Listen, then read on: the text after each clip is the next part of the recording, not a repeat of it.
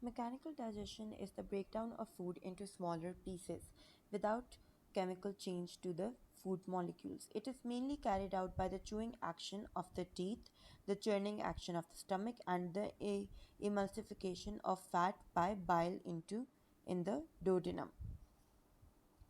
So we have different sizes and types of teeth.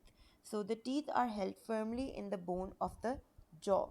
They are used for chewing to increase the surface area of the food so that it can be exposed to saliva and other digestive juices and be broken down more quickly. So, different shapes and sizes of teeth enable them to perform slightly different functions. So, first we have the incisors. So, incisors are basically chisel shaped for biting and cutting. Then we have the canines.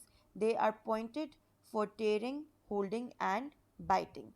And then we have the premolars or the molars. They are larger flat surfaces with ridges at the edges for chewing and grinding up food.